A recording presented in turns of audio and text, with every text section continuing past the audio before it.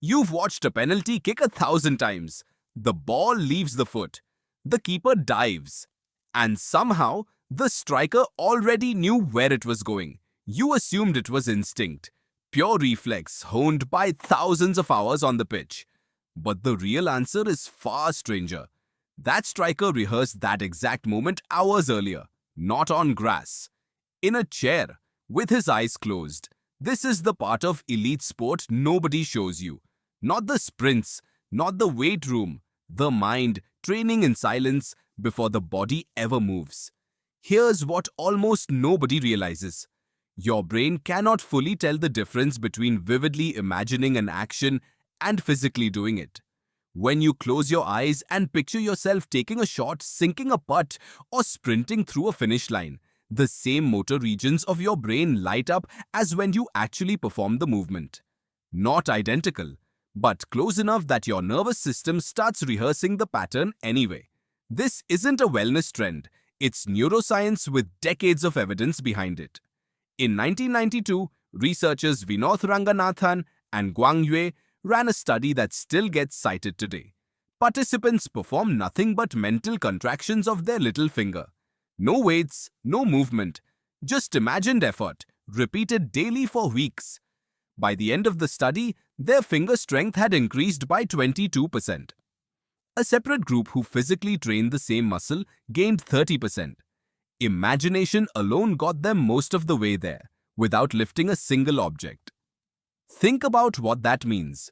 Your brain doesn't just plan movement, it rehearses movement. And repetition, even imagined repetition, changes the wiring underneath.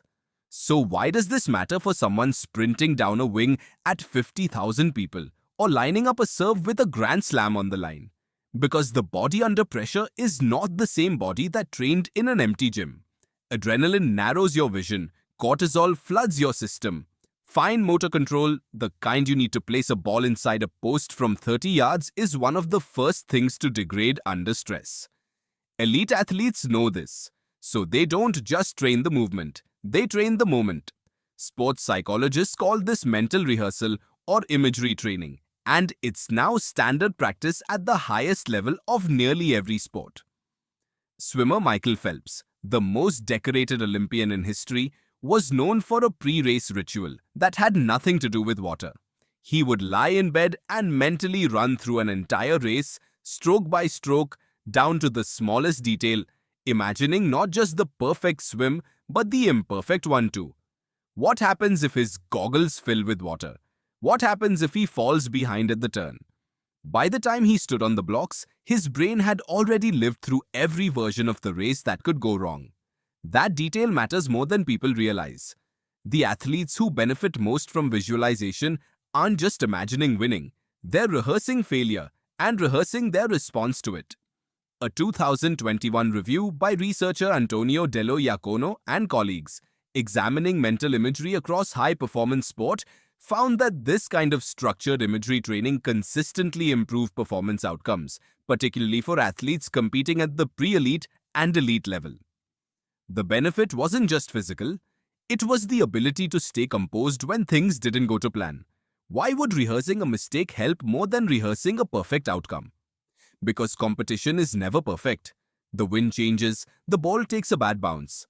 An opponent does something you didn't expect. Athletes who have only ever visualized success freeze slightly when reality deviates from the script. Athletes who have mentally walked through the setback already have a plan waiting. Their nervous system isn't meeting the moment for the first time. It's meeting it for the second time.